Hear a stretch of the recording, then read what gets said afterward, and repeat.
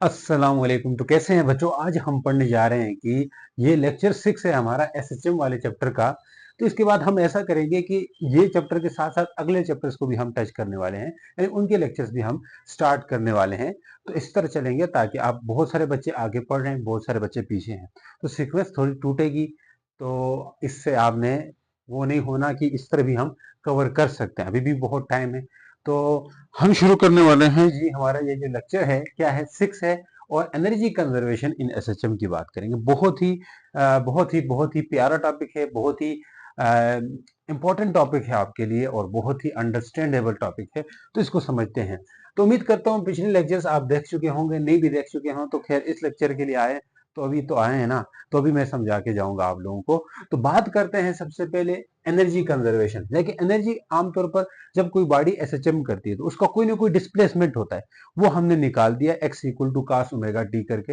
ये डेरिवेशन भी हमने कर दी। फिर कोई बॉडी एसएचएम कर रही होती है, उसके पास एक वेलोसिटी भी होती है, तो ये भी हमने निकाल दिया। ठीक है, वेलोसिटी भी हमने निकाल दी। फिर उसके बाद हमने अभी इसकी तरफ जाने की एनर्जी क्या होंगी, एसएचएम कर रही कोई बॉडी हो तो उनकी एनर्जी क्या होगी। तो मान के चले उसके लिए हम कंसीडर कर रहे हैं एक हार्मोनिक ऑसिलेटर, या यानी कि वाइब्रेटिंग हम मेस स्प्रिंग सिस्टम कंसीडर कर रहे हैं। हम किसको कंसीडर कर रहे हैं? Vibrating mass spring system. Vibrating mass spring system क्या होगा कि एक ऐसा spring, mass attach to spring तो जानते हो ना, ये शुरू से हम पढ़ रहे हैं, यानी कि मेस बंधा हुआ हो किसी स्प्रिंग के साथ। तो मेस अटैच टू स्प्रिंग है, लेकिन ये एक वाइब्रेटिंग है, वाइब्रेट कर रहा है, ऑसिलेट कर रहा है। तो इसी को हम हार्मोनिक ऑसिलेटर भी कह सकते हैं, या हम कंसीडर क्या कर रहे हैं, या इसको हम हार्मोनिक ऑसिलेटर भी कह सकते हैं। हार्मोनिक ऑसिलेटर भी कहा जाता है, बास बुक ऐसा नाम भी देती है। अब हार्मोनिक ऑसिलेटर का मतलब क्या है कि ये हार्मोनिक मोशन कर रहा है, harmonic motion, simple harmonic motion कर रहा है और ऑसिलेट कर, तो इसको हार्मोनिक ऑसिलेटर भी कहा जाता है। तो हम एक ऐसा लेंगे, जैसे हमारे पास मान के चले, ये हमारे पास एग्जांपल के तौर पर ले लें, तो ये हमारे पास एसएचएम करती हुई एक, हमारे पास एक मेस अटैच टू स्प्रिंग होगा। मान के चले ये कहां से है जी, ये बंधा हुआ है, ये मेस बंधा हुआ है। कहां पे बंधा हुआ है? मीन पोजीशन पे। जिस जगह पे ये मेस है उस जगह को हमने कहा x0 है। तो आपको पता है यहाँ मीन पोजीशन रहती है, वहां पे आपके पास डिस्प्लेसमेंट क्या होता है मेरे भाई? जीरो होता है। मीन पोजीशन के पास डिस्प्लेसमेंट क्या होता है? जीरो होता है। अब इसको हम डिस्प्लेस करेंगे, मतलब इस मीन पोजीशन से थोड़ा दूर लेके जाएंगे इस मेस स्प्रिंग सिस्टम को, तो क्या होगा? तो आपको पता है वर्क डन होगा, यानी कि डिस्प्लेस करने से तो आपको पता ही है क्या होगा जी, वर्क डन होगा। मान के चले हम इसको इतना दूर लेके गए, इसमें स्प्रिंग सिस्टम को, यहां कितना दूर लेके गए, इसको हम जितना दूर लेके गए हैं वो है x equal to positive x naught. आपको पता है इस तरफ जाए तो प्लस एक्स नॉट होता है, तो हम इसको प्लस एक्स नॉट तक लेके गए। तो अब पता है कि अब यहाँ एक्सट्रीम पोजिशन पे जाता है तो इसके ऊपर हुक लॉ के अकॉर्डिंग फोर्स लगती है, रीस्टोरिंग फोर्स, जो कि है फिजिकल्स टू के एक्स के बराबर है। तो मैं यहाँ पूछूं आपके तरफ, आपको आपसे मैं पूछूं, रीस्टोरिंग फोर्स कौन सी होती है? आप कहते हो कि ऐसी फोर्स जो किसी ऑब्जेक्ट को सेंटर की तरफ, यानी कि मीन पोजीशन की तरफ लेकर के आए। यहाँ पे हमने माइनस के एक्स, इसके ऊपर मैंने डिटेल में बात की थी कि यहाँ साइन माइनस क्यों जरूरी होता है। इसके ऊपर हमने शुरू के लेक्चर्स में बहुत डिटेल में बात की थी, माइनस क्यों जरूरी होता है। तो माइनस जरूरी इसलिए होता है, हमने ये सब कुछ, अब यहाँ पे एक्स की पावर 1 क्यों होती है, एक्स की पावर 2 क्यों नहीं होती, ये सब कुछ हम चीजें डिस्कस कर चुके हैं। तो यहाँ पे मैं ये चीज बताने नहीं वाला हूँ। इसको अगर समझना है एक फील लेकर के कि एफ इज टू के एक्स का फील क्या है, इसको कैसे हम समझे कि भाई यहाँ पे माइनस क्यों जरूरी है और एक्स क्यों जरूरी है, एक्स स्क्वायर क्यों नहीं जरूरी है, ये सब कुछ हम वहां डिस्कस कर चुके हैं। तो यहाँ पे हम जरा खैर समझाने आए, तो इसको दूर लेके जाएंगे तो डिस्प्लेस करेंगे, यानी कि क्या क्या करेंगे? डिस्प्लेस करेंगे, यानी कि एक्स जीरो से एक्स प्लस एक्स नॉट पे गया है। एक्स नॉट क्या होता है? एम्पलीट्यूड होता है। एक्स नॉट क्या होता है? एम्पलीट्यूड, यानी कि जितना खींच सकता था उतना खींच के हम दूर लेके गए, यहां से जितना खींच सकता था उतना खींच के हम दूर लेके गए। तो अब मैं कह रहा हूं कि यहाँ पे एक्स इस तरफ क्या रहता है, आपने पढ़ा हो कार्टेशियन कोऑर्डिनेट सिस्टम में, अगर यहाँ पे जीरो है तो इस तरफ एक्स की वैल्यू क्या रहती है? पॉजिटिव रहती है इस तरफ, क्योंकि यहाँ पे +1 +2 +3 ऐसा होता है, इस तरफ -1 -2 -3 होता है। तो मेरे भाई इस तरफ जो x होता है वो पॉजिटिव होता है।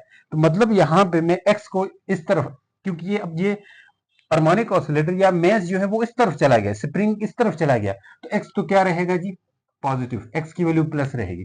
तो यहाँ पे फोर्स क्या आएगी बताओ? माइनस के इंटू यहाँ पे पॉजिटिव वैल्यू पुट कर दे तो माइनस प्लस, भाई पॉजिटिव x एक्स पॉजिटिव का मतलब है कि इस तरफ एक्स पॉजिटिव होता है और इस तरफ एक्स क्या रहता है, नेगेटिव होता है। तो मैं माइनस प्लस से क्या आएगा, माइनस आएगा, तो माइनस नेगेटिव फोर्स आएगी।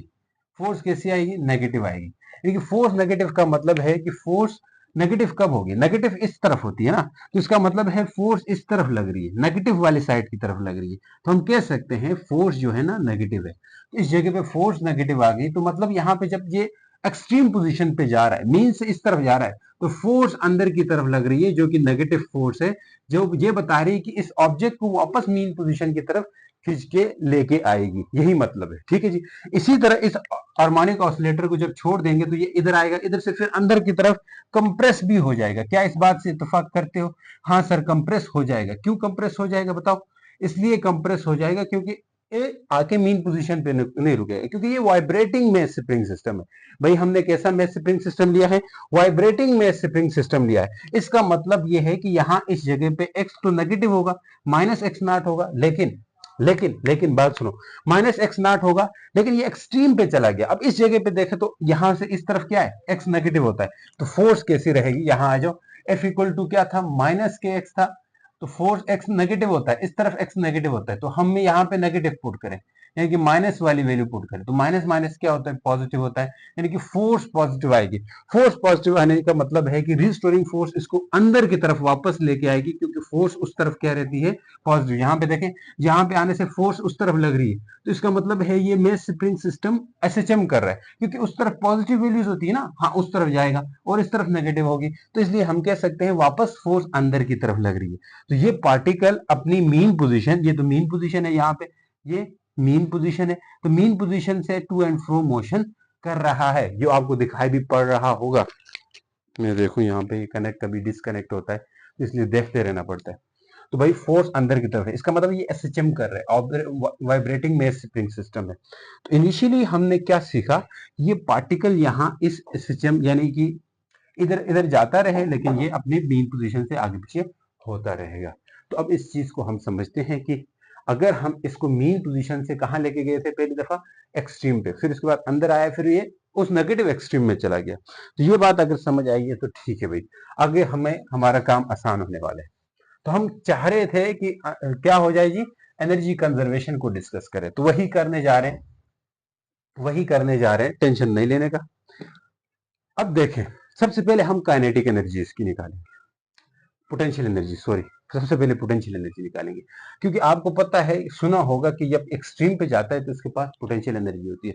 जैसे ये मैं मार्कर फेंकता हूँ, इसकी एक्सट्रीम पोजीशन कहाँ है, जहां से ये वापस नीचे आना शुरू करता है, इसकी एक्सट्रीम पोजीशन जहाँ है, देखें, यहां से ये वापस आ रहा है, यहां से मार्कर वापस आ रहे हैं इस जगह से, देखें इस जगह से, तो ये एक्सट्रीम पोजीशन है। तो इस एक्सट्रीम पोजीशन पे मैक्सिमम एनर्जी होगी।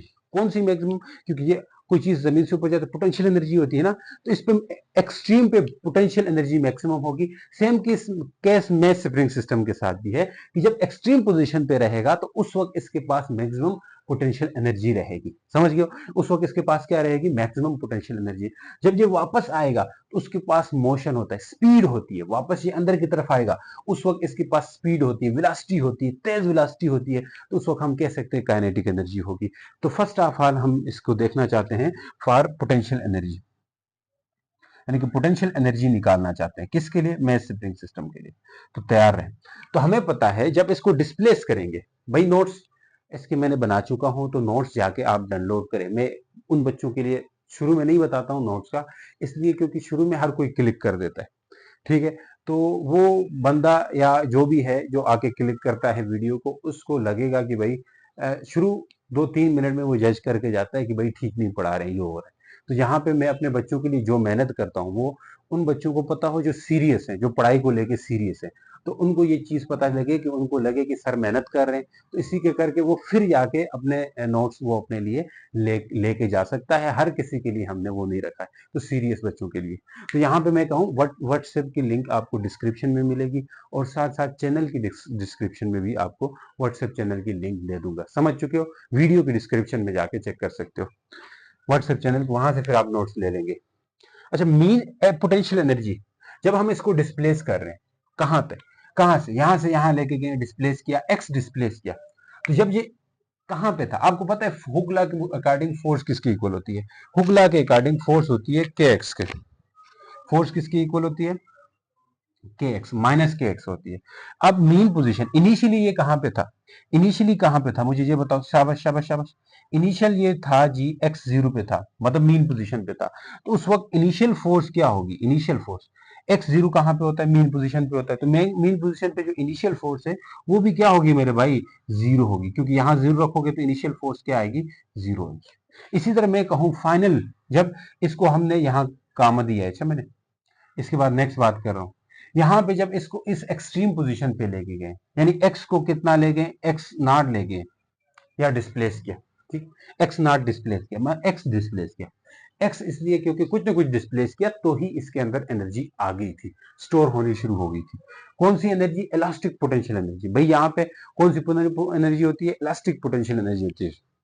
तो वो आ गई, तो मैं इसको बात को आगे और बढ़ाता जाऊंगा। एक्स पे लेके गए तो इसकी कोई ना कोई final potential energy, final force होगी हुक लॉ के अकॉर्डिंग। तो माइनस के एक्स करेंगे तो यहाँ पे फोर्स तो आ रही है, वो क्या आ रही है? माइनस के एक्स आ रही है। फाइनल फोर्स क्या आ गई? माइनस। अब हमें पता है, यहाँ एक चीज मैं डिटेल में आपको बताता हूँ। अब किसी के माइंड में ये सवाल आ सकता है कि हम फोर्स, एवरेज फोर्स ओवरऑल इसके ऊपर क्या फोर्स लग रही है पूरी जर्नी के अंदर, पूरे सफर में? पूरा सफर क्या है इसका? पूरा सफर ये है मेरे भाई, यहां से ये गया एक्सट्रीम पे, एक्सट्रीम से आएगा मीन पे, मीन से आएगा फिर, सुनो सुनो सुनो सुनो सुनो, मीन से जाएगा नेगेटिव एक्सट्रीम पे, नेगेटिव एक्सट्रीम से दोबारा मीन पे। This is the whole cycle. ये पूरा एक चक्कर है, ये पूरा एक कंप्लीट चक्कर है। इस कंप्लीट चक्कर के ऊपर इसके पास जो सबसे बड़ी फोर्स लगती है वो माइनस के एक्स लगती है, और सबसे कम लगती है वो जीरो लगती है। यानी कि फोर्स का जो लगने का जो लेवल है, लगने का जो मयार है, वो स्टैंडर्ड क्या है? जीरो लग सकती है या तो माइनस के एक्स लग सकती है। इनके बीच में लगेगी, उसके अलावा न ज्यादा न कम लगेगी। तो हमें क्या करना होगा? जो सबसे कम है और ज्यादा है, इन सब का एवरेज करना होगा, एवरेज करना होगा। अब आप सोचेंगे सर हम यहां से यहां एवरेज कर रहे हैं, फिर वहां क्यों नहीं कर रहे? पहले मुझे एवरेज करने दो, फिर ये बात समझा दूंगा आपको। तो एवरेज फोर्स क्या होगी? एवरेज, एवरेज करके हम फोर्स निकालेंगे। तो शुरू की फोर्स इनिशियल और बाद की फोर्स फाइनल। तो ये क्या हो जाएगा? Divide by to. भाई दो है ना, एक इनिशियल है एक फाइनल है, इन दोनों को हम डिवाइड करेंगे। आप सोच रहे होंगे सर इनिशियल, तो इनिशियल देखो, आप सोचेंगे इनिशियल सर यहां से शुरू किया है, फिर यहाँ पे आया, फिर यहाँ पे आया, फिर यहाँ पे आया, तो फाइनल यहाँ पे, तो फिर वापस यही उसी मीन पोजीशन पे आ रहा है। फाइनल फोर्स आपने क्यों माइनस के एक्स रखा है? आप तो जीरो ले लें फिर। सुनो सुनो सुनो सुनो सुनो सुनो, सवाल आता है माइंड में, मेरे भी आ रहा था। तो मैं कह रहा हूं कि यहां से यहां लेके गए, तो यहां तो आपने इनिशियल फोर्स जीरो ली क्योंकि वो मेन पोजीशन पे था। फिर एक्सट्रीम पे लेके गए माइनस के एक्स का। आपने फाइनल इसको नहीं कहना चाहिए, आपको फाइनल वापस जब इधर आए तो फिर कहना चाहिए फाइनल।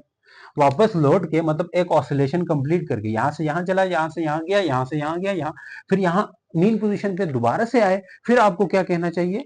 फाइनल कहना चाहिए। फिर तो जीरो होगा, दोबारा से एक्स जीरो हो रहा है, दोबारा से मीन पोजीशन में एक्स जीरो हो रहा है। तो इनिशियल फोर्स जीरो है, आई है, और फाइनल भी जीरो आती। फिर इस तरह जीरो आके एवरेज फोर्स हम कोई नहीं लगती, यही मतलब है ना। यहाँ पे रखते तो एवरेज कोई भी फोर्स ना लगती, क्योंकि मेरे भाई जीरो इसलिए आता है क्योंकि यहाँ पे जो फोर्स है, स्प्रिंग फोर्स है, वो एक कंजर्वेटिव फोर्स है। कंजर्वेटिव फोर्स ऐसी फोर्स होती है जो पाथ पे डिपेंड नहीं करती है। हम सिर्फ दो पॉइंट्स को लेते हैं, इनिशियल और फाइनल लेते हैं। तो यहाँ पे सबसे कम कम फोर्स लेते हैं, और सबसे मैक्सिमम फोर्स क्या लगती है? सबसे कम जीरो लगती है और सबसे मैक्सिमम माइनस के एक्स रखती है। और इसीलिए हमने ये लिया। सर प्लस के एक्स वाली क्यों नहीं ली? उस तरफ तो प्लस प्लस के एक्स होता है ना, इस तरफ पॉजिटिव होता है। भाई मेरे वो भी ले लो तब भी यही आएगी। आप माइनस के साथ लो या प्लस के साथ लो फिर भी वही आएगी। अब मैं माइनस के साथ लेके बाद में इसको प्लस कर दूंगा। सर क्यों करेंगे प्लस? क्योंकि एनर्जी नेगेटिव नहीं आती, हमें तो एनर्जी निकालनी है ना, हमें तो एनर्जी निकालनी, तो हमें एनर्जी तो नेगेटिव नहीं होती, तो इसलिए हम इस नेगेटिव साइन को बाद में निग्लेक्ट कर देंगे। समझ चुके? अब यहाँ पे पुट कर दूं, हाय मैं मर ही जाऊं जो तू ना पाए। चलो, एफ जीरो, एफ वन क्या है? जीरो है, माइनस के एक्स। सैयार तू तो बदला नहीं है, मौसम जरा सा रूठा। क्या आएगा? माइनस के एक्स बाई टू। इसको हम लिख सकते हैं कैसे? Average force equal to minus one divide by two के एक्स लिख सकते हैं। भाई मेरे ये एवरेज फोर्स आ चुकी है। क्या आ गई है, एवरेज फोर्स आ गई है। समझ जाओ, अब आप समझ चुके हैं। अब यहाँ पे मैं नेगेटिव साइन को निग्लेक्ट करने जा रहा हूं। क्यों करेंगे सर? क्योंकि हमारे पास एनर्जी निकालने का तरीका है। ये ठीक है, फोर्स, एवरेज फोर्स, कोई मसला नहीं है, लेकिन नेगेटिव साइन को हमें खत्म करना होगा, क्योंकि हम आगे एनर्जी निकालना चाहते हैं इस एवरेज फोर्स से। वो एनर्जी हमारे पास नेगेटिव तो नहीं होती, वो एनर्जी ऑलवेज पॉजिटिव है। Energy always positive because energy is scalar. Energy scalar है तो स्केलर कभी नेगेटिव नहीं होता। चलो चलो चलो, वर्क इक्वल टू, अब वर्क डन देखो, work must be done because we have displace the vibrating system. हमने इसको डिस्प्लेस किया, तो इसलिए वर्क तो होना ही चाहिए। वो वर्क किसके इक्वल होगा? Average force multiply by displacement, जो कि क्या है मेरे भाई? एक्स है, जो कि क्या है? एक्स है। अब देखो, एक्स भी इस तरफ है, फोर्स भी इस तरफ। भाई मेरे देखो, यहाँ पे एवरेज फोर्स मुझे पुट कर देनी होगी, एवरेज फोर्स पुट कर देनी होगी। तो एवरेज फोर्स क्या होगी? -1/kx, और यहाँ पे x। अब यहाँ पे वर्क डन भी नेगेटिव आ रहा है, और नेगेटिव नहीं हो सकता, इसलिए हम इसको पॉजिटिव कंसीडर करेंगे। अच्छा, kx का स्क्वायर होगा। तो वर्क डन की वैल्यू आ चुकी है this one. This work done will store as a energy. ये वर्क डन एनर्जी की फॉर्म में स्टोर होगा। क्यों होगा? वर्क डन स्टोर होगा एज एनर्जी। वर्क डन क्या होगा? स्टोर होगा इन फॉर्म ऑफ एनर्जी। भाई एनर्जी की फॉर्म में स्टोर होगा, कोई मसला नहीं सर। क्यों होगा एनर्जी की फॉर्म में? बिकॉज व्हेन वी स्ट्रेन, यानी कि किसी मटेरियल के अंदर जब आप स्ट्रेन लेकर के आते हो या उसको डिस्प्लेस करते हो, वो वर्क हमेशा एनर्जी की फॉर्म में स्टोर होता है। जैसे अब मैं इस मार्कर को लेके जाता हूं इधर हाइट पे, तो मेरा किया हुआ वर्क, मैंने मार्कर के ऊपर वर्क किया है, तो मेरा किया हुआ वर्क इस मार्कर के अंदर एनर्जी, यानी कि पोटेंशियल एनर्जी की फॉर्म में स्टोर हो। तो सेम वे यहां पे, यानी कि बॉडी ने क्या किया है? बॉडी के अंदर स्ट्रेन आया है। क्या आया है? स्ट्रेन, मतलब लेंथ में चेंज आया, स्प्रिंग की लेंथ में चेंज आया, स्प्रिंग की लेंथ में चेंज आया। तो किसी बॉडी के अंदर या किसी मटेरियल के अंदर एनर्जी स्टोर होना स्ट्रेन की वजह से, चेंज इन लेंथ की वजह से, उस एनर्जी को कहते हैं इलास्टिक पोटेंशियल एनर्जी। हाँ, क्या क्या क्या क्या क्या सर? ठीक है, तो हम लिख सकते हैं the energy store in a material due to strain. किसकी वजह से? स्ट्रेन की वजह से। इन इट, भाई स्ट्रेन का मतलब है चेंज इन लेंथ। इस स्प्रिंग की लेंथ में चेंज आई है ना? हाँ, वो एनर्जी होती है ईपीई, इलास्टिक पोटेंशियल एनर्जी। तो ये वर्क भी स्टोर होगा ईपीई की फॉर्म में, मतलब इलास्टिक पोटेंशियल एनर्जी की फॉर्म में। तो वो इक्वल होगा 1/2 के एक्स स्क्वायर की फॉर्म में। मैं फिर से बताना चाहूंगा यहाँ पे, क्या बताना चाहेंगे सर? फिर से ये बताना चाहूंगा कि यहाँ पे जो वर्क है वो पोटेंशियल एनर्जी बना चुका है, एनर्जी की फॉर्म में स्टोर हो चुका है। तो यहाँ पे ये माइनस साइन, एक ये बात बतानी है कि माइनस साइन हमने निगलेक्ट इसलिए किया क्योंकि एनर्जी नेगेटिव नहीं होती है। कोई कुछ सोच के ये बैठा हो कि यहाँ पे नेगेटिव है, पॉजिटिव क्यों किया? तो मैं बता चुका हूँ, पॉजिटिव इसलिए कह रहे हैं क्योंकि एनर्जी या वर्क पॉजिटिव फॉर्म में होता है, नेगेटिव फॉर्म में कभी भी नहीं होता है। सही सर। तो मुझे क्या लगे कि अगर इस इक्वेशन को, किस इक्वेशन को? ये जो इक्वेशन है, पोटेंशियल एनर्जी की इक्वेशन है, जो कि हमारे पास आ चुकी है, भाई ये इलास्टिक पोटेंशियल एनर्जी होती है बेसिकली। इसको हम इक्वेशन नंबर क्या नाम दे सकते हैं? 1। आगे काम आएगी, आगे काम। अब हमें पता है कि k किसके बराबर होता है। तुम में से सबको पता है क्या? हाँ देखिए, क्या, कहां से? k जो है, ओमेगा किसकी इक्वल होता है? ओमेगा इक्वल होता है √k/m। ये स्प्रिंग वाले केस से हमने निकाला है, लोगों को पता होना चाहिए आपको ये कैसे आया। ठीक है जी, स्प्रिंग सिस्टम शुरू में हमने पढ़ा था वहां से। तो यहाँ हमें k निकालना है, तो इस फार्मूले को किसी और टर्म में भी लिख सकते हैं, वो जरूरी है। तो भाई ओमेगा का स्क्वायर करेंगे, यहाँ दोनों तरफ क्या करेंगे? स्क्वायर। तो स्क्वायर स्क्वायर क्या, एक कटुत हो जाएगा, omega square equal to k/m होगा। तो यहां से मैं पूछूं, omega square m equal to k होता है, k किसके इक्वल आएगा? ओमेगा स्क्वायर m होगा। k किसके बराबर होगा? Omega square m। तो मैं यहाँ पे पुट करना चाहूं तो इस पोटेंशियल एनर्जी का ये फार्मूला भी तो लिख सकता हूं, 1/2 omega square m x square. हाँ सर, लिख सकता हूं। इसका मतलब है पोटेंशियल एनर्जी है वो डिपेंड करती है किस पे? ओमेगा पे। मेस ऑफ द किस पे डिपेंड करती है? मेस ऑफ दिस, जो मेस अटैच टू स्प्रिंग है उस पर डिपेंड करती है।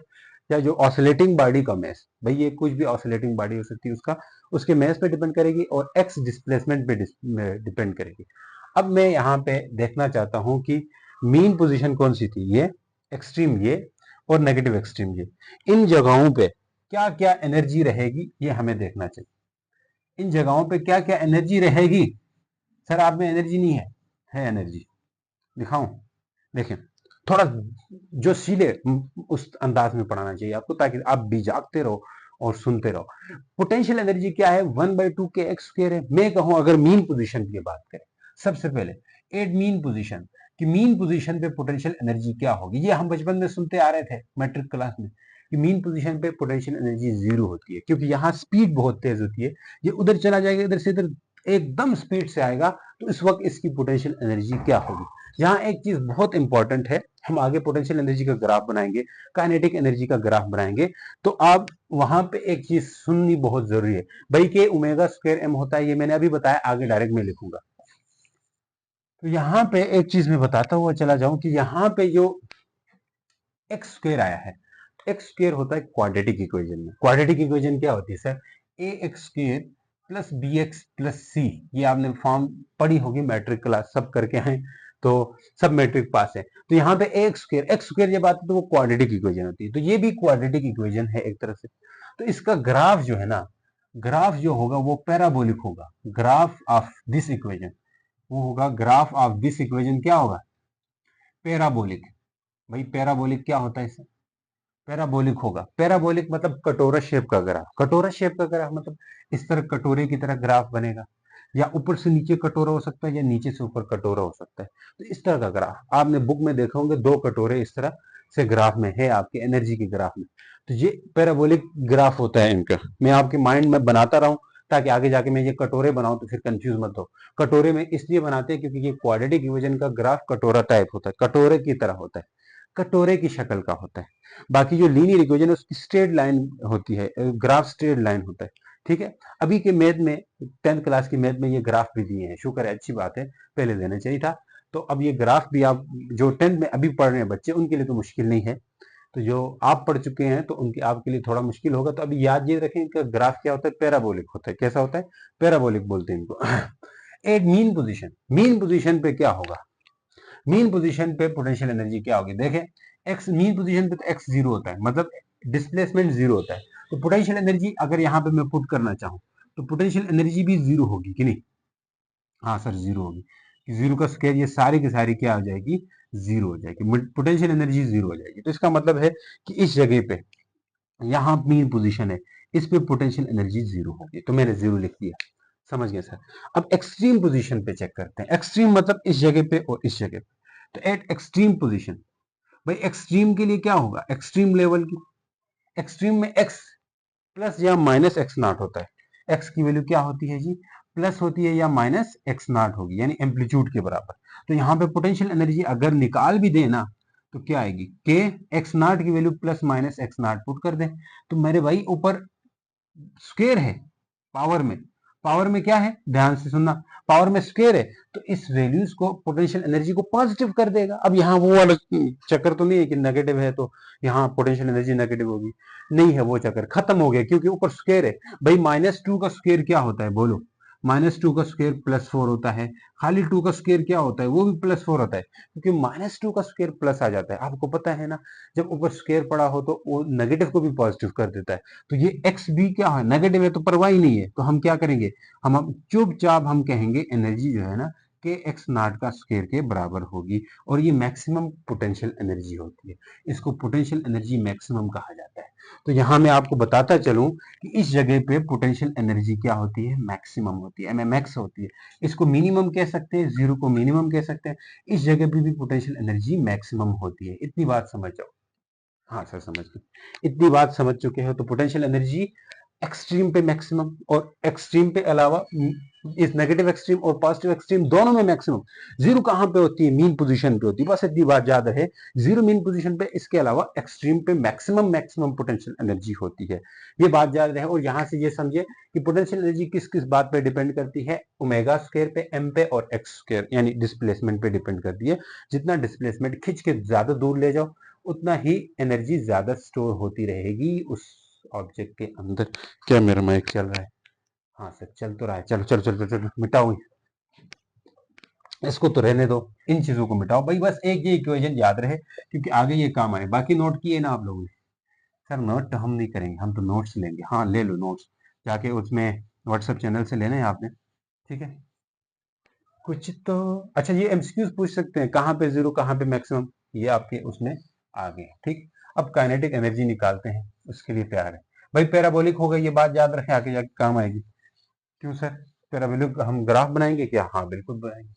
तो मैं इस इक्वेशन को साइड पे लिखता हूँ, तो आपको यहाँ पे मेरे पास जगह नहीं बन रही है, तो मेरी पास नहीं, मेरे पास पोटेंशियल एनर्जी के इक्वेशन में साइड पे लिखता हूँ 1/2 के एक्स का स्क्वायर, ये दिस व्हाट इक्वेशन 1 कहा था। अब काइनेटिक एनर्जी के लिए expression for kinetic energy, potential energy है कि काइनेटिक एनर्जी भी होगी, कब होगी? जब ये ब्लॉक मूव करके अंदर की तरफ जा रहा होगा। तो काइनेटिक एनर्जी के लिए हमें पता है, जब कोई बॉडी एसएचएम कर रही होती है, टू एंड फ्रो कर रही होती है, जैसे ये कर रहा है ना टू एंड फ्रो, उस वक्त उसकी एक वेलोसिटी होती है, और उस वेलोसिटी की इक्वेशन क्या होती है? वेलोसिटी इक्वल होती है ओमेगा इनटू, सोचो सोचो, क्या बोलो, क्या होती है? एक्स नॉट का स्क्वायर माइनस एक्स का स्क्वायर। भाई मैं इस एक्स को, ये एक्स भी लिख सकता हूँ, ठीक है, मसला नहीं है। तो एक्स नॉट का स्क्वायर माइनस एक्स का स्क्वायर, ये इक्वेशन अब कैसे आई? नहीं पता तो पिछली वाली वीडियो देखें, वहां पे हमने बड़े डिटेल में, बड़े खूबसूरत अंदाज में इसको कराया है। किसी को पता है तो फिर देखने की कुछ जरूरत नहीं। आ जाओ बच्चों, आओ बच्चों, शेयर कराएं तुमको पाकिस्तान है की, जिसकी खातिर हमने दी कुर्बानी लाखों जान की। अच्छा, ओमेगा किसकी इक्वल होता है? भाई मेरे ओमेगा इक्वल होता है रूट के बाई एम के। हाँ सर, तो क्या मैं इसकी जगह लिखूं? ओमेगा की जगह लिख ले सर। क्या चाहते हैं आप? हम तो कुछ नहीं, बस यहाँ पे काइनेटिक एनर्जी चाहते हैं। तो क्या आएगी? एक्स नॉट का स्क्वायर माइनस एक्स का स्क्वायर। भाई इस रूट को, दोनों रूट के अंदर है तो उनको पैचअप करवा सकते हैं, अंदर लेके जाके एक साथ कर सकते हैं। कैसे? देखिए यहाँ पे √2 है और यहाँ पे √3 है, तो मैथ में ऐसा किया जा सकता है, 2 और 3 को अंदर लेके पैचअप मल्टीप्लाई कर दे। तो यहाँ ये भी दोनों रूट रूट के अंदर अंदर जाके इनको भी मल्टीप्लाई कर सकते हैं। हाँ सर, फिर कर देंगे, कर दें, कर दें। देखो एक ही रूट में डाल दिया, तो के बटे एम इंटू एक्स नॉट का स्क्वायर माइनस एक्स का स्क्वायर। इसमें कुछ गलत है क्या? कर सकते हैं ना? हाँ, जिस तरह मैंने यहाँ एग्जांपल दी, इसी तरह आप एक रूट के अंदर लेके जा सकते हो। This is the velocity. ये क्या है? वेलोसिटी ऑफ अ बॉडी, उस बॉडी की वेलोसिटी है जो एसएचएम कर रही है। ये वो वेलोसिटी है जो बॉडी एसएचएम कर रही होती है, उसकी वेलोसिटी है। अब यहाँ से मैं काइनेटिक एनर्जी का फार्मूला आपने 9-10 से पढ़ा है, वो इक्वल होता है 1/2 एम वी स्क्वायर।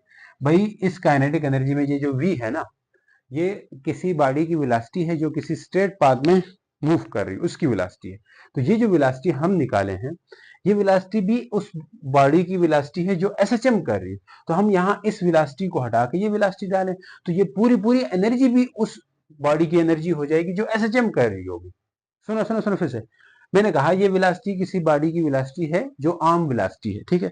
तो हम इस वेलोसिटी को हटा के ये वाली वेलोसिटी डाल दें, तो ये एनर्जी भी उस बॉडी की एनर्जी हो जाएगी जो एसएचएम कर रही होगी, जो ऑसिलेट कर रही होगी। जैसे ये मैस अटैच टू स्प्रिंग है, इसकी एनर्जी बन जाएगी। तो बड़ा ही सिंपल है, तो हम यहाँ पे पुट कर सकते हैं। पुट करने से क्या हो जाएगा देख ले, 1/2 एम, अंदर रूट में डाल दें। ये रूट के ऊपर स्क्वायर करना जरूरी है। क्यों सर? क्योंकि v के ऊपर स्क्वायर था कि नहीं था? v के ऊपर स्क्वायर था, तो लिहाजा मैं इनके ऊपर भी स्क्वायर डालूंगा।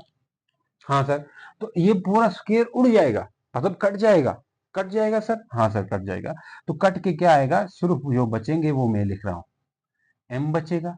और ये जो कट गए, यहां से k बाई एम हो जाएगा। सुनो सुनो सुनो, x का स्क्वायर x बचेगा। देखिए ये एम एम कट जाएगा, क्या इनके ऊपर स्क्वायर नहीं आएगा? नहीं आएगा, क्योंकि ये इसके साथ लड़ गया। किसके साथ लड़ गया? रूट के साथ, और इसने इसको काट दिया। तो बचेगा क्या? के बाई एम पूरा, और अंदर ये चीज उसी तरह बचेगी। तो काइनेटिक एनर्जी की इक्वेशन हमारे पास लगभग आ चुकी है। तू ही तू, चलो मिटा देते हैं इसको। हाँ सर, तो काइनेटिक एनर्जी की इक्वेशन लगभग आ चुकी है। अगर मैं इसको लिखना चाहूं तो काइनेटिक एनर्जी इक्वल टू 1/2 के एक्स नॉट का स्क्वायर एक्स का स्क्वायर। भाई दिस इज विद इक्वेशन 2, जिस तरह ऊपर वो इक्वेशन 1 थी, पोटेंशियल एनर्जी की इक्वेशन थी, इसी तरह ये आ गई किसकी, काइनेटिक एनर्जी की इक्वेशन। तो यहाँ पे मैं इसको एक और तरतीब से भी लिख सकता हूँ। मैंने पीछे फाइंड किया था कि को किसके, ओमेगा स्क्वायर एम के इक्वल कहा था। तो इसी एनर्जी की इक्वेशन को हम ऐसे भी लिख सकते हैं, omega square m x naught का स्क्वायर एक्स का स्क्वायर। खैर आपकी बुक में ऊपर वाली की तरह है, उसी तरह कर लो। अब हमें क्या करना चाहिए, एनर्जी टोटल, दो तरह की एनर्जी। खैर इसमें हम देखेंगे सबसे पहले मीन पोजीशन पे क्या है, एक्सट्रीम पोजीशन पे एनर्जी क्या है। तो एट मीन पोजीशन की बात करते हैं। मीन पोजीशन पे एक्स क्या हो जाता है मेरे भाई, एक्स की वैल्यू जीरो हो जाती है। मीन पोजीशन पे एक्स की वैल्यू जीरो हो जाती है, यानी कि डिस्प्लेसमेंट जीरो होता है। तो एनर्जी क्या आएगी उसके लिए हम देखना चाहते हैं। तो काइनेटिक एनर्जी इक्वल टू 1/2 के, इसमें पुट करूंगा। अच्छा, एक्स नॉट का स्क्वायर, उसी तरह एक्स की जगह मैं जीरो लिख दूंगा। भाई ना समझ। तो काइनेटिक एनर्जी क्या आएगी, 1/2 के, भाई ये तो उड़ गया, जीरो से कोई ताल्लुक नहीं, माइनस जीरो से क्या आएगा, कुछ नहीं। तो इसी तरह यही बचेगी। This is the maximum kinetic energy at mean position. तो मीन पोजीशन पे काइनेटिक एनर्जी इसकी इक्वल आती है। तो ये हम मीन पोजीशन पे जो काइनेटिक एनर्जी है उसको हम मैक्सिमम कह सकते हैं। एक्सट्रीम की बात करते हैं। एक्सट्रीम पे एक्स की, ये एमसीक्यूज पूछे जाते हैं भाई, इसके लिए तैयार हो जाए। Eight extreme position, extreme level का, एट एक्सट्रीम में एक्स जो है ना, या एक्स है वो एक्स नॉट बन जाता है। अगर एक्स एक्स नॉट लिखते हो तो पुट भी करना होगा। तो काइनेटिक एनर्जी इक्वल टू, बोलो बोलो, 1/2 के एक्स नॉट। एक्स नॉट की जगह क्या लिखूं, बोलो ना, सो गए क्या, एक्स नॉट की जगह एक्स नॉट ही रहने दे सर। एक्स की जगह आप एक्स नॉट लिखें, एक्स नॉट का स्क्वायर। ये और ये उड़ गए, ये और ये कट जाएंगे, क्योंकि यहाँ पे भी एक्स नॉट, ये भी एक्स नॉट। भाई एक्स माइनस एक्स नॉट कैसे आ गया, क्योंकि हमने इस एक्स की जगह भी क्या पुट कर दिया, एक्स नॉट पुट कर दिया, उस वजह से आ गया। हाँ सर समझ गए। Kinetic energy will be equal to 1/2, ये सारा जीरो, तो kinetic energy will become also zero, extreme पे जीरो हो जाएगी। चाहे ये एक्सट्रीम हो चाहे ये एक्सट्रीम हो, यहाँ पे क्यों जीरो होगी, क्योंकि वहां पे पोटेंशियल एनर्जी होती है। यहाँ पे हम कह सकते हैं कि काइनेटिक एनर्जी क्या है मेरे भाई, बोल रे बोल, बोल रे बोल, जीरो। यहाँ पे काइनेटिक एनर्जी जीरो है क्योंकि पोटेंशियल एनर्जी मैक्सिमम है। तो मतलब जिस जगह पे पोटेंशियल एनर्जी होगी उस जगह पे काइनेटिक एनर्जी नहीं होगी। तो यहाँ बात करने वाली बात यह है कि यहाँ पे x जो है ना, यहाँ पे फिर से एक्स स्क्वायर आया, तो एक्स स्क्वायर है तो ये क्वाड्रेटिक इक्वेशन है, इसका ग्राफ भी क्या होगा, पैराबोलिक होगा। पीछे मैंने बताया था इनका ग्राफ भी पैराबोलिक होगा। तो हम ये दो पैराबोला बनाएंगे, उससे हम पता करेंगे इनकी एनर्जी क्या है, काइनेटिक एनर्जी और पोटेंशियल एनर्जी क्या होगी। तो वो मैं ग्राफ भी समझाऊंगा और साथ साथ कुछ क्वेश्चंस भी कराऊंगा ताकि आपके ये डाउट खत्म हो जाए। तो भाई याद ये रखना, एक इक्वेशन याद रखनी है और ये चीज याद रखनी है, कहाँ पे कौन सी जीरो कौन सी मैक्सिमम। बस अभी अभी ये वाइंड अप करता हूँ, मैं बता देता हूँ कि एक्सट्रीम पे पोटेंशियल एनर्जी होगी, मीन पे सिर्फ काइनेटिक एनर्जी होगी, और बीच में काइनेटिक और पोटेंशियल दोनों होगी। इधर इधर रास्ते में काइनेटिक और पोटेंशियल दोनों होगी। ठीक है, तो यही हम समझाना चाह रहे हैं। अब ग्राफ बनाएंगे तो ग्राफ के साथ साथ हम कुछ क्वेश्चंस भी करेंगे एक्सरसाइज के। तो चलते हैं उसकी तरफ। रुकना, रुको, तो चलिए बच्चों अब जा रहे हैं कि ग्राफ की तरफ। इसमें क्या है कि ग्राफ डिस्प्लेसमेंट और एनर्जीज का ग्राफ है। एनर्जी हमने कहा दो तरह की होती है, काइनेटिक एनर्जी और पोटेंशियल एनर्जी। तो काइनेटिक एनर्जी आपने कहा था कि अगर मैं यहाँ पे बनाऊं एक्स और एक्सट्रीम पोजीशन, एक्स जीरो है, एक्स एक्स नॉट है, और एक्स जो है माइनस एक्स नॉट है, इस जगह पे पोटेंशियल एनर्जी मैक्सिमम, और इस जगह पे पोटेंशियल एनर्जी मैक्सिमम, इस जगह पे भी, और बीच में पोटेंशियल एनर्जी मिनिमम जीरो। यहाँ पे काइनेटिक मैक्सिमम होती है, यही बात है। तो भाई मेरे अब यहाँ पे x है, तो अब जब जो वैल्यू है वो अपवर्ड चली जाए, जैसे यहाँ पे दो ग्राफ है, जब ये जो ग्राफ है एक लाल वाला एक नीला वाला कर देते हैं, ठहरो इसको मैं नीला कर देता हूँ। नीला ग्राफ तो लाल ग्राफ इसमें आपने देख लेना है। नीला वाला आपके पास पोटेंशियल एनर्जी का है। जब जब ये ग्राफ आके इसको टच कर रहा है, यानी कि लाइन को टच कर रहा है, उस वक्त आपके पास उसकी वैल्यू बहुत कम होती जाती है। जैसे ये पोटेंशियल एनर्जी है, इस जगह पे ये अप ऊपर है, जब वैल्यू इस यहाँ पे डिस्प्लेसमेंट होता है, एक्स होता है, और ये एनर्जी है, टोटल एनर्जी सेम रहेगी। अब देखना, जब जब ये वैल्यू नीचे आएगी आएगी आएगी, इसका मतलब पोटेंशियल एनर्जी कम होती जाती है। ये ग्राफ नीचे की तरफ आ रहा है, लेकिन साथ साथ ये मीन पोजीशन की तरफ जा रहा है। यहाँ मीन होता है ना, मीन की तरफ जा रहा है। मीन की तरफ जाते जाते जाते जाते जाते जाते जाते जाते एनर्जी जीरो होगी। हाँ होती है, क्योंकि यहाँ पे मैक्सिमम थी, तो इस जगह पे पोटेंशियल एनर्जी मैक्सिमम है। हाँ दिखाई पड़ रही, ये पोटेंशियल एनर्जी का ग्राफ है, यहाँ पे ये पोटेंशियल एनर्जी। फिर पोटेंशियल एनर्जी बढ़ेगी बढ़ेगी बढ़ेगी बढ़ेगी बढ़ेगी बढ़ेगी बढ़ेगी बढ़ेगी बढ़ेगी बढ़ेगी बढ़ेगी, यहाँ इसके ऊपर जा रहा है, देखो बिल्कुल, तो यहाँ पे भी मैक्सिमम हो जाएगी पोटेंशियल एनर्जी। तो वही समझ आ रही, इस और इस जगह पे पोटेंशियल एनर्जी मैक्सिमम है, और मीन पे पोटेंशियल एनर्जी मिनिमम है। समझ गए, समझ गए। अब आ जाओ काइनेटिक एनर्जी की बात करते हैं। ऑब्जेक्ट एक्सट्रीम पे है, या यहाँ पे एक्सट्रीम पे है तो जीरो है, क्योंकि यहाँ इस जगह पे एक्सट्रीम होता है, तो यहाँ पे काइनेटिक एनर्जी जीरो है। तो इसके बाद ये बढ़ेगी बढ़ेगी बढ़ेगी, काइनेटिक एनर्जी बढ़ती जाएगी बढ़ती जाएगी बढ़ती, और देखो ये बढ़ रही है तो साथ अंदर की तरफ आ रहा है, भाई इसकी शेडो अंदर की तरफ आ रही है ना। देखो ये ग्राफ ऊपर जा रहे हैं बेशक, लेकिन ऑब्जेक्ट अंदर इस तरफ आ रहा है, क्योंकि एक्सट्रीम से अंदर की तरफ आ रहा है, तो स्पीड बढ़ती जाएगी, स्पीड बढ़ती जाएगी, और ये बढ़ती बढ़ती बढ़ती बढ़ती बढ़ती बढ़ती बिल्कुल इस जगह पे आके बिल्कुल पीक पे गया, तो काइनेटिक एनर्जी इस जगह पे मैक्सिमम हो जाएगी। देख रहे हो, और यहाँ ये कौन सी जगह है, मीन पोजीशन है। तो मीन पोजीशन पे फिर ये एक्सट्रीम पे जा रहा चाह रहा है, ये भी एक्सट्रीम है। यहाँ पे भी क्या होनी चाहिए, जीरो होनी चाहिए। काइनेटिक एनर्जी एक्सट्रीम पे तो जीरो होती है, चाहे वो पॉजिटिव एक्सट्रीम हो, चाहे ये माइनस एक्स नॉट है तो negative extreme, plus x not है तो पॉजिटिव एक्सट्रीम, इधर भी जीरो होनी चाहिए। तो देखो इधर से कम हो रही है, कम हो रही है, कम हो रही है, कम हो रही है, कम हो रही है, कम हो रही है, कम हो रही है, कम हो रही है, कम हो रही है, जीरो हो जाएगी, तो काइनेटिक एनर्जी जीरो। तो इस तरह से आप कह सकते हो कि ये ग्राफ टोटल ओवरऑल एनर्जी एक जगह पे, यहाँ पे पोटेंशियल एनर्जी मैक्सिमम एक्सट्रीम पे, फिर यहाँ काइनेटिक मैक्सिमम, फिर यहाँ पे पोटेंशियल मैक्सिमम। लेकिन बीच में क्या, बीच में तो गड़बड़ेशन है, बीच में गड़बड़ है। गड़बड़ कैसे, कि यहाँ पे देखे पोटेंशियल एनर्जी गिरती है और यहाँ से ये बढ़ती है, तो इस जगह पे यहाँ पे ये दोनों ग्राफ मिल रहे हैं, इस जगह पे यहाँ पे दोनों एनर्जीज बराबर हो जाती है, काइनेटिक एनर्जी और पोटेंशियल एनर्जी बराबर हो जाती है। ठीक है, तो मतलब टोटल एनर्जी, भाई मैंने काइनेटिक एनर्जी का ग्राफ निकाला था, और टोटल एनर्जी हमेशा कंजर्व होगी। जहां पे मुझे आपको बताना चाहिए था कि जो ग्राफ काइनेटिक एनर्जी के लिए निकाला था और पोटेंशियल एनर्जी के, इनके पूरे पैराबोलिक होंगे। तो पैराबोलिक है ना, ये देखो पैराबोला बन रहा है, भाई कटोरा शेप बन रहा है इस नीले का भी, और ये भी कटोरा बन रहा है। तो टोटल एनर्जी कितनी होती है ओवरऑल, वो कंजर्व होगी हमेशा। वो मैंने उसके लिए आपके लिए वो नहीं निकाला, टोटल एनर्जी की इक्वेशन नहीं निकाली, सॉरी बच्चों सॉरी, वहां पे जहन से निकल गया था। टोटल एनर्जी क्या होगी, टोटल एनर्जी इसके पास होगी काइनेटिक एनर्जी और पोटेंशियल एनर्जी दोनों होंगी इसके पास। लेकिन यही कभी ये जीरो हो जाएगी तो सिर्फ टोटल एनर्जी इसके बराबर हो जाएगी, कभी अगर ये जीरो होगी तो फिर पोटेंशियल एनर्जी काइनेटिक एनर्जी के बराबर। टोटल एनर्जी टी का मतलब टोटल एनर्जी, अगर पोटेंशियल एनर्जी जीरो होती है, सोचो उस वक्त सिर्फ kinetic energy zero, kinetic energy के बराबर होगी। यहाँ पे ये चीज समझ के जाओ। देखो ये मैं आखिर में भी समझाऊंगा, लेकिन इनकी इक्वेशंस आपको याद हो, टोटल एनर्जी को ई कह देते हैं या टी ई कह देते हैं। काइनेटिक एनर्जी क्या थी, 1/2 के एक्स नॉट का स्क्वायर एक्स का स्क्वायर। पोटेंशियल एनर्जी क्या थी, 1/2 के एक्स का स्क्वायर, यही था। इसको स्क्वायर को हटा दें, मतलब इसको अंदर मल्टीप्लाई करें, 1/2 एक्स नॉट का स्क्वायर माइनस 1/2 के एक्स का स्क्वायर प्लस 1/2 के एक्स का स्क्वायर कटेगा। तो एनर्जी टोटल किसके बराबर आएगी, 1/2 के एक्स नॉट का स्क्वायर।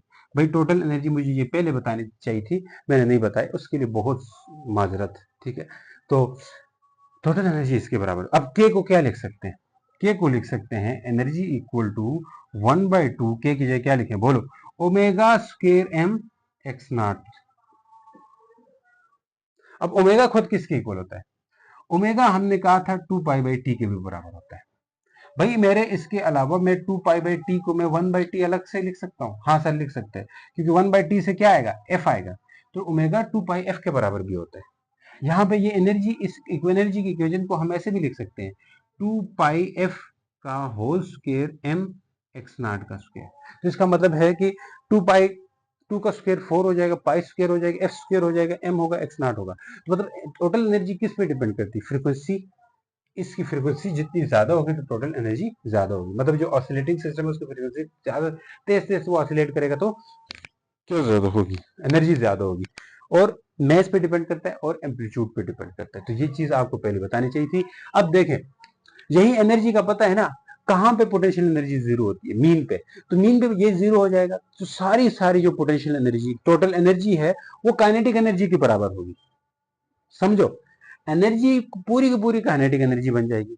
अगर मान ले काइनेटिक एनर्जी जीरो हो जाए, कहां जीरो होती है? पोटेंशियल एक्सट्रीम पोजीशन पे। एक्सट्रीम पोजीशन पे काइनेटिक एनर्जी जीरो होती है, ये जगह। तो यहाँ पे ये जीरो हो जाए तो फिर एक्सट्रीम पोजीशन पे टोटल एनर्जी सिर्फ और सिर्फ पोटेंशियल एनर्जी के बराबर होगी। ये भी आप याद रखें, at extreme position total energy will be equal to potential energy. At mean position total energy will be equal to kinetic energy. क्योंकि ये जीरो हो जाएगा ना यार, सिर्फ ये बच जाएगा मीन पोजीशन पे। एक्सट्रीम पे ये जीरो हो जाएगा ना, सिर्फ ये बच जाएगा। तो इसलिए हम टोटल एनर्जी को किसके इक्वल लेंगे? पोटेंशियल एनर्जी को लेंगे, पोटेंशियल एनर्जी के इक्वल लेंगे। मेरा डस्टर डस्टर डस्टर। अब भाई मेरे क्वेश्चंस कराऊंगा, उस पर ध्यान करें। कुछ क्वेश्चंस कराएंगे जो आपके बुक में है उसी के। भाई ये फार्मूला इस्तेमाल होगा, अच्छा 2πf वाला। तो टोटल एनर्जी किसके इक्वल आएगी? 1/2 k x स्क्वायर। अब देखिए, ए मेन स्प्रिंग सिस्टम है, अंडरगोस एसएचएम कर रहा है, इसका एम्पलीट्यूड ए है। When kinetic energy of object will twice the potential energy. कब काइनेटिक एनर्जी पोटेंशियल एनर्जी के डबल हो जाएगी? वो आपने एक्स फाइंड करना है। Twice the potential energy store in spring. जो पोटेंशियल एनर्जी स्प्रिंग के अंदर स्टोर है, उससे कब डबल हो जाएगी काइनेटिक एनर्जी? एक वक्त तो ऐसा आएगा ना, जहां से ये अंदर की तरफ चल जाएगा, इधर से अंदर की तरफ जाएगा, तो इसकी काइनेटिक एनर्जी क्या होती है? बढ़ती है। फिर इधर से आएगा तो बढ़ेगी। तो कब पोटेंशियल एनर्जी से डबल हो जाती है काइनेटिक एनर्जी? ठीक। तो इस जगह पे तो मैंने कहा था इक्वल है, लेकिन बीच में ऐसी कोई जगह होगी जहां पे काइनेटिक एनर्जी डबल हो जाएगी। किससे? सोचो, काइनेटिक एनर्जी डबल हो जाएगी। जैसे यहां पे है ऑब्जेक्ट, जहां पे इस जगह पे काइनेटिक एनर्जी कम होती जाएगी या ज्यादा होती जाएगी? अंदर जाएगा तो काइनेटिक एनर्जी बढ़ेगी, फिर इधर आएगा ऑब्जेक्ट, फिर इधर जाएगा ऑब्जेक्ट, अंदर जाते जाएगा, पोटेंशियल एनर्जी कम होती जाएगी, कम होती जाएगी, और काइनेटिक एनर्जी बढ़ती जाएगी। लेकिन एक वक्त ऐसा आएगा, क्योंकि यहाँ पे जाकर टोटल एनर्जी पूरी की पूरी काइनेटिक एनर्जी बनेगी यहाँ इस जगह पे, क्योंकि ये मेन पोजीशन है। क्योंकि अंदर जाते जाते कोई एक जगह, कोई एक पॉइंट, कोई एक displacement, displacement is basic position, कोई एक पोजीशन ऐसी होगी जहां पे, पोजीशन को ही डिस्प्लेसमेंट बोलते हैं ना यार। एक्स, देखो, store in what position x of object, position यानी डिस्प्लेसमेंट। तो एक डिस्प्लेसमेंट, एक जगह ऐसी होगी जहां पे काइनेटिक एनर्जी पोटेंशियल एनर्जी के डबल हो चुकी होगी अंदर जाते जाते। उस जगह को, उस डिस्प्लेसमेंट को, उस पोजीशन को हमने फाइंड करना है। मेरे मन क्यों तुम्हें चाहे, मेरा मन। ओए है, चलो लाइट चल रही है, जल रही है। तो डिस्प्लेसमेंट ये होगा या ये होगा? यानी कि क्या होगा डिस्प्लेसमेंट? भाई ये एक्स की वैल्यू है जो कि एम्पलीट्यूड की फॉर्म में दी है। आप एम्पलीट्यूड मतलब आप एम्पलीट्यूड एक्स नॉट लेते थे ना, ए भी ले सकते हैं एम्पलीट्यूड। चलो ए के साथ हम लेंगे। तो बोल रहा है कि काइनेटिक एनर्जी डबल हो रही है किससे? पोटेंशियल एनर्जी से। ये हमने डबल किया। तो काइनेटिक एनर्जी का फार्मूला आपको पता है 1/2, बोलो बोलो, के एक्स। एक्स की जगह वो लिखूं, एम्पलीट्यूड वाली चीज लिखूं? हाँ, ऐसे भी लिख सकते हैं, एक्स, एक्स नॉट का स्क्वायर माइनस एक्स का स्क्वायर इक्वल टू 1/2 के एक्स का स्क्वायर होता है ना। तो क्या मैं एम्पलीट्यूड, इसने ए बोला है क्योंकि इसका एम्पलीट्यूड ए है, एक्स नॉट एम्पलीट्यूड होता है ना, तो मैं इसको ए लिखूं, ताकि हमारा आंसर जो है ना वो इस हिसाब से आएगा। हम भी वही चाहते हैं। हाँ सर, देखो 1/2 और 1/2 कटेंगे, क्योंकि इक्वल के आर पार्ट सेम हो तो कट जाते हैं।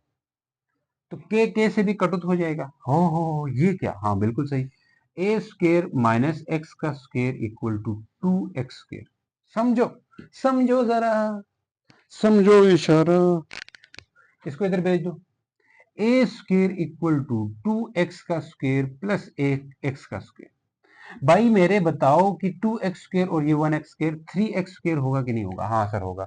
तो मैं अगर यहां से निकालना चाहूं, A square divided by 3 equal to X का स्क्वायर कर सकता हूँ? यस सर कर सकते हैं। तो मुझे क्या करना होगा? एक्स चाहिए ना, डिस्प्लेसमेंट चाहिए ना?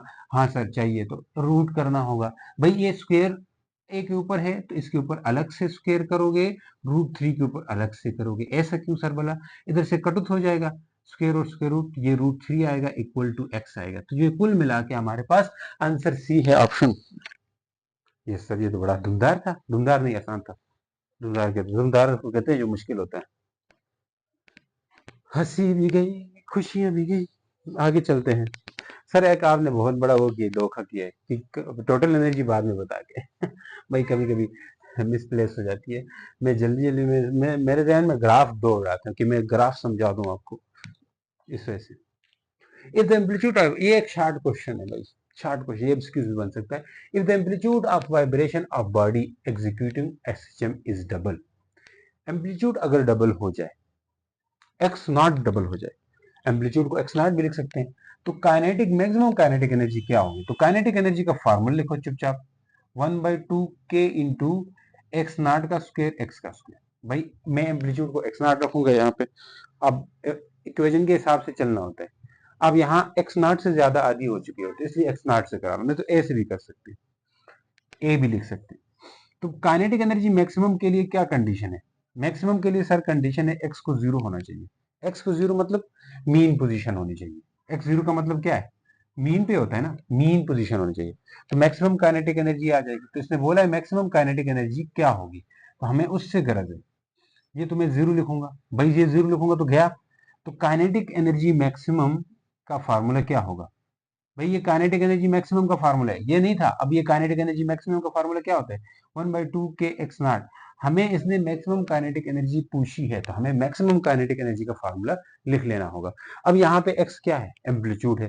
तो इसने बोला है कि एम्पलीट्यूड क्या हो चुका है? डबल हो चुका है, यानी एक्स नॉट जो है वो 2 एक्स नॉट हो चुका है। एक्स नॉट जो है वो 2 एक्स नॉट हो चुका है। तो मैंने काइनेटिक एनर्जी क्या निकाल सकता हूँ मेरे भाइयों? काइनेटिक एनर्जी निकाल सकते हैं 1/2 के एक्स नॉट की जगह 2 एक्स नॉट का स्क्वायर कर दें।